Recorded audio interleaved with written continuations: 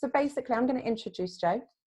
Jo is an expert in the field of autism, and she would like to, this evening, share with you an insight into the autistic mind, its talents, and how to enable autistic people to contribute to the world. That is her big passion. So Jo was recognised with having this lifelong neurological condition as an adult, and had actually experienced struggles at school and work as a result of this. But with this in mind, this is a big reason as to why Jo is so passionate to explore why it's important for businesses to enhance their understanding of autism and remove any barriers to understanding, so that the talents of autistic individuals can be mutually appreciated and protected. So without further ado, I'd like to introduce Jo. Oh, and her I need talk to do this anything evening, now? sorry, yeah, I was just going to say that the title of the talk is called Behind the Mask. Oh, I'm yes. very intrigued. Okay. Has anybody heard of autism? Has anybody worked with or dealt with somebody who has autism? Right. See the relevance of this later. How much of my expression can you see? Right, I'm Jo. I'm an autistic woman. I'm going to share my thoughts with you, and how things I've struggled with, and how that's affected my work and my life. And I'd like to suggest some things that can be put in place which will help businesses to help utilise the skills of people like myself, and which can really, really make businesses more successful. If you've got any questions, I'll answer them afterwards. I have lived most of my life wearing a mask. Picture this, a child, every playtime against the wall, wanting to join in, no idea how to ask, looking around, no confidence, bullied. Me. Showing emotion was picked on. Roll on many, many years. I am now in front of a review panel. They are judging my ability to do my work. I've been bullied by my boss for several months. No idea where to turn. And fake comments on my performance weren't enough. No confidence. I ended up leaving. However, the panel recognised that there may be an underlying issue behind my answers, which were slightly odd. And I went to occupational health, and they recognised that dyspraxia.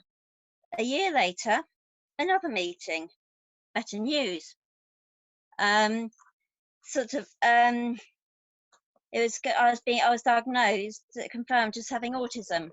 Brilliant news was this explained my issues at school and at work. It was a big relief, to be quite honest.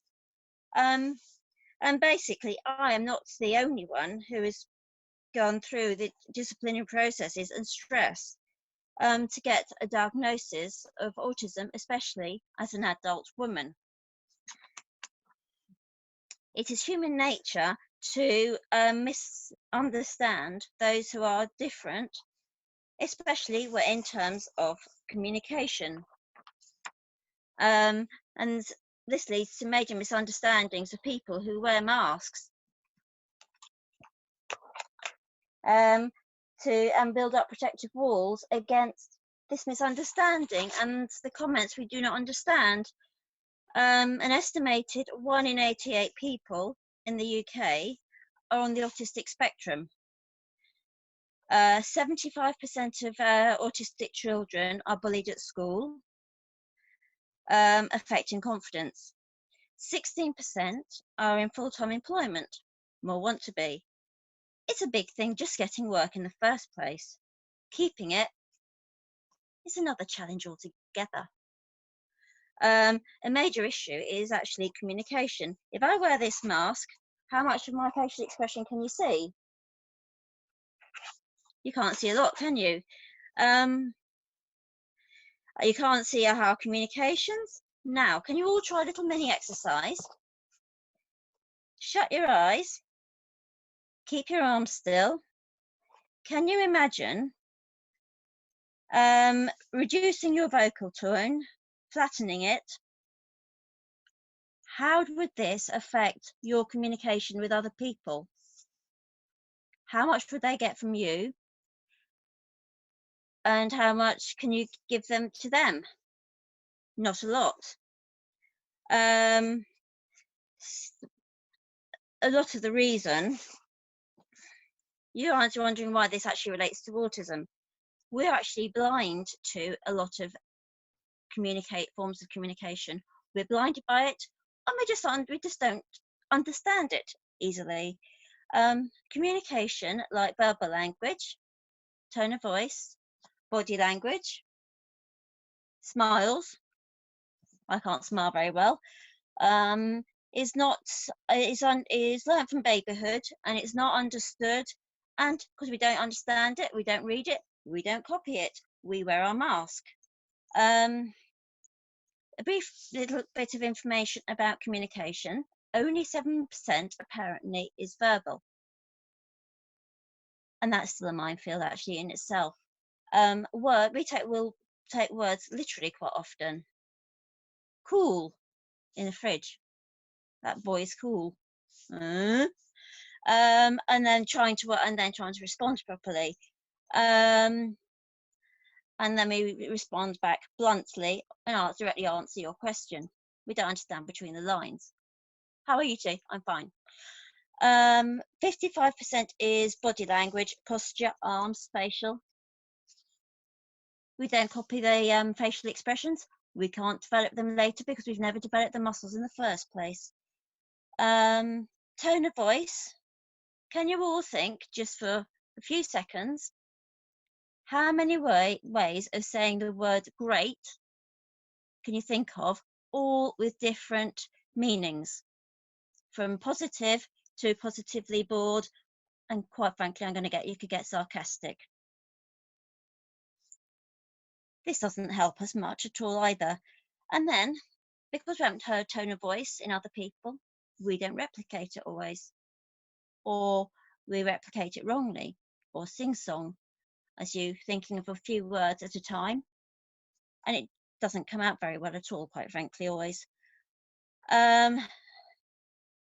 So we wear the mask, we're copying, we're trying to copy correctly, naturally, and we naturally get it wrong because we can't use an element of acting. Can you imagine standing here, getting the right posture, correct facial expression, correct vocal tone, and getting the correct words? I'm loving this. It's a big effort. You get it wrong, she can't communicate properly. Confidence, not much good.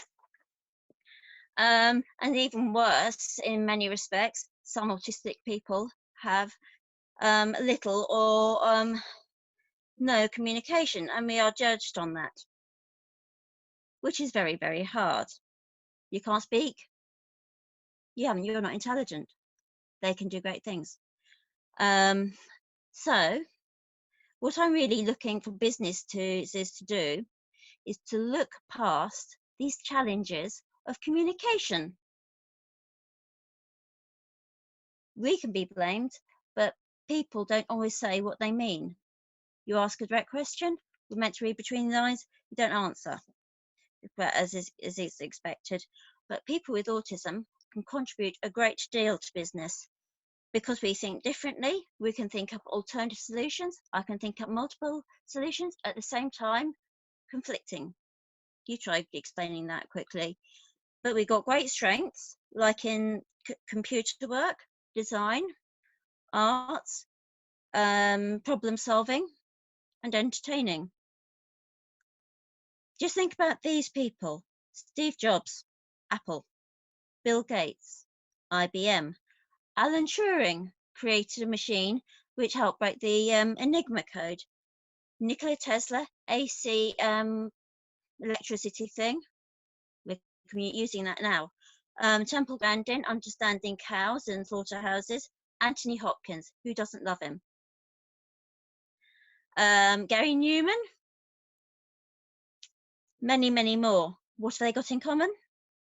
Autism or major autistic traits.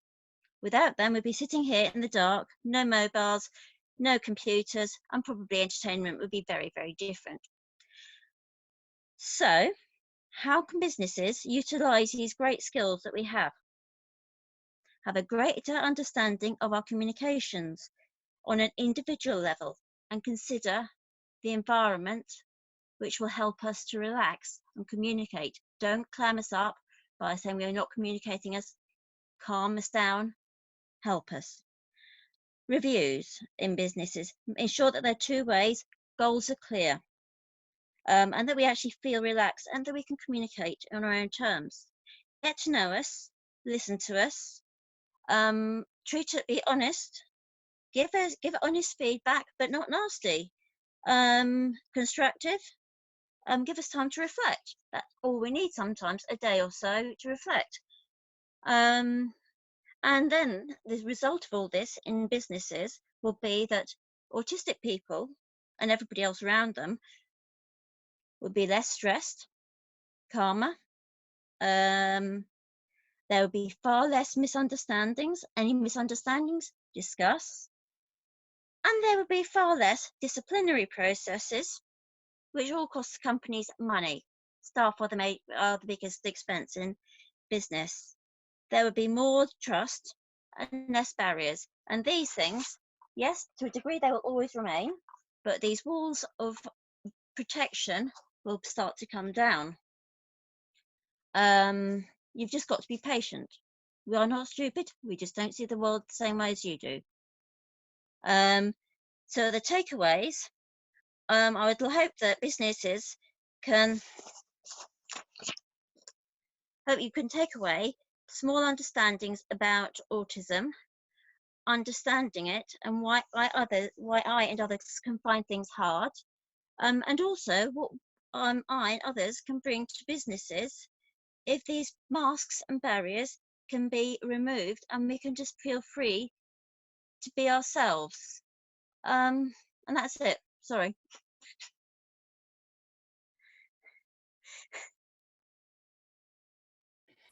Thank you so much for that, Jo. I was so enthralled in what you were saying. I was like, I wanted you to keep going, but you've really given us so much to think about. Thank you so much. I was actually attending, of course, and I attended a seminar recently around neurodiversity.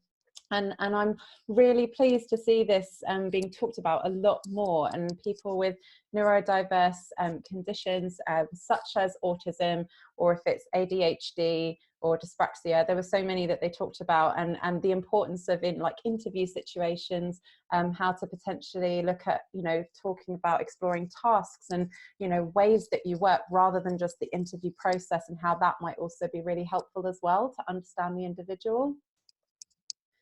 I found that really interesting. Thank you. Yeah.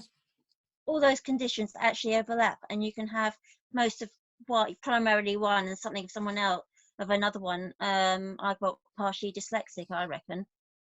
Yeah. Yeah, dyslexia they also talked about as well. We're having lots of really amazing comments from your talk.